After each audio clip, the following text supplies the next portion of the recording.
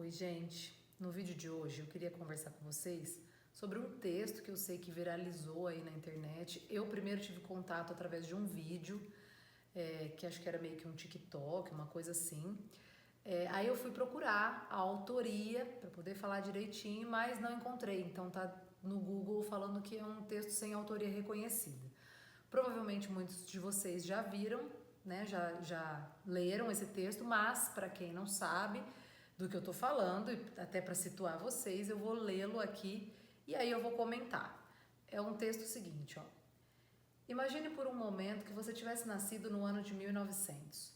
Quando você tinha 14 anos, começa a Primeira Guerra Mundial e termina apenas quando você tem 18 anos, deixando 22 milhões de mortos.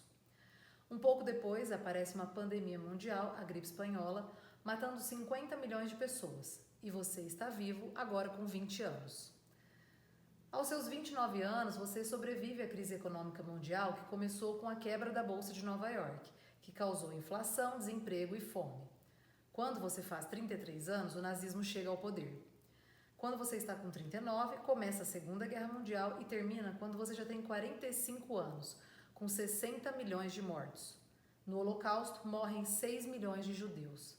Quando você está com 52 anos, começa a Guerra da Coreia. Quando você está com 64, começa a Guerra do Vietnã e termina quando você já tem 75 anos. Uma pessoa que nasceu em 1985, por exemplo, pensa que seus avós não sabem como a vida é difícil, sem saber que eles sobreviveram a várias guerras e catástrofes. Hoje nos encontramos com todas as comodidades de um mundo novo e moderno, mas em meio a uma pandemia. E as pessoas se queixam por ter que ir aos supermercados com máscara, por ter que ficar confinadas em casa por várias semanas ou meses, contando em seus lares com eletricidade, celular, comida e alguns até com água quente e um teto seguro sobre suas cabeças. Nada disso existia em outros tempos, mas a humanidade sobreviveu sob essas condições e nunca perdeu a alegria de viver. Você está reclamando do que mesmo? Seguinte, eu entendo que a ideia de colocar as coisas em perspectiva pode ser bastante benéfica momentaneamente. É interessante a gente fazer essa retomada e olhar para trás.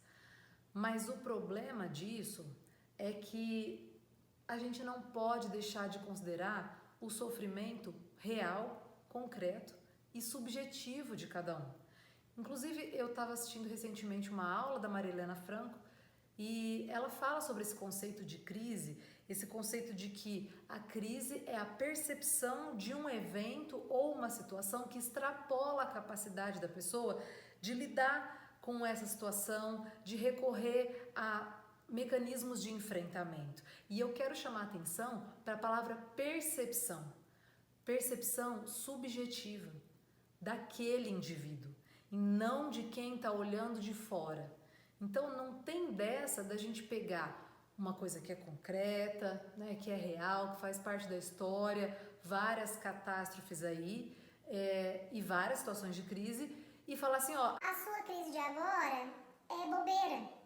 Sabe que uma vez eu falei para minha analista que eu me sentia até culpada de sofrer por algumas coisas que eu sofria, porque tinha gente que sofria por coisas muito piores. E eu nunca esqueci dessa frase que ela falou pra mim. Ela falou assim, Natália, não é porque tem gente que não tem perna que a sua unha encravada não dói. E isso fez tanto sentido pra mim, porque a minha unha encravada é a minha unha encravada. A dor que estamos todos vivendo diante dessa pandemia é a dor de cada um. E ela pode ser colocada em perspectiva, mas ela não pode ser negada e nem negligenciada, porque senão a gente vai falar do quê? De um luto não reconhecido. E um luto não reconhecido é um passo para um luto complicado.